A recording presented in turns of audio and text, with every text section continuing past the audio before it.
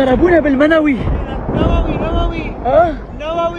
النووي. افرض مثلا ان ايران ردت الضرب بالضرب وضربت المفاعل النووي الحربي الاسرائيلي، بعد ما امريكا دخلت على الخط في الحرب الايرانيه الاسرائيليه وضربت مراكز نوويه ايرانيه، وبعد ما ايران قفلت مضيق هرمز وسعر برميل البترول هيخلينا نرجع نركب الحصانه تاني، ما فاضلش غير رصاصه الرحمه للمنطقه بقى. ما هو بالعقل اسرائيل دلوقتي بتضرب مراكز نوويه ايرانيه، وامريكا لما دخلت عملت نفس القصه وبتكمل على المراكز النوويه المتبقيه في ايران. طب ايران يعني بنت البطه السوداء كتعه مش هتعرف تاخد حقها؟ ما تعرفش يعني تهبط 30-40 صاروخ في مفاعل ديمونة النووي اللي موجود على الحدود ما بين الأردن وسيناء؟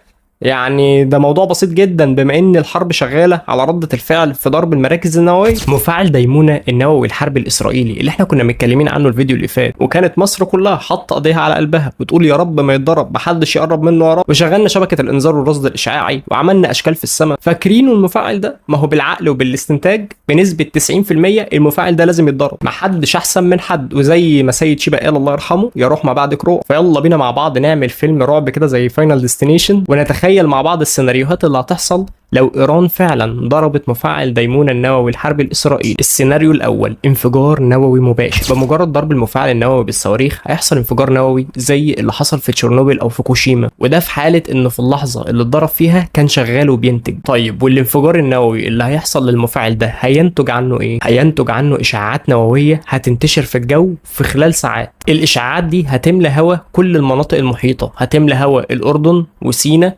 وفلسطين، اسرائيل، جنوب لبنان، ولو اتجاه الرياح مخاصمنا وما بيحبناش هيطول اجزاء من شمال مصر. بعد ما يحصل الانفجار النووي كل التربه والميه المحيطه بالمفاعل هتبقى ملوثه اشعاعيا، وهيبقى موجود فيهم عناصر مشعه مسرطنه كتير قوي زي السيزيوم والبلوتونيوم واليود المشع. الاف من المواطنين اللي هيطولهم الاشعاع النووي الناتج عن الانفجار هيجي لهم فشل نخاعي وسرطانات على المدى البعيد. السيناريو الثاني، وان بعد ما المفاعل النووي يتضرب بالصواريخ ما ينفجرش. طب الحمد لله يا رب، ده احنا كده مبسوطين جدا، احنا مع السيناريو الثاني، يا رب ما يفرقع ولا ينفجر. بس انا مش عايز احبطك واقول لك سيبه يا ابني ينفجر، ده لو ما انفجرش هيبقى مش من مصلحتنا، لانه لو ما انفجرش هيحصل تسريب اشعاعي جزئي مستمر على مدى بعيد جدا بطيء جدا جدا. فالتسريب الاشعاعي الجزئي المستمر والبطيء ده هيعمل حاجه اسمها المطر النووي. يعني ايه المطر النووي؟ يعني كل السحب والغيوم اللي هتبقى فوق كل المناطق المحيطه واللي من ضمنها مصر بالكامل هتشتي علينا ميه ملوثه اشعاعيا فيها جزيئات وعناصر مشعه. ميه الشتاء اللي هتنزل علينا دي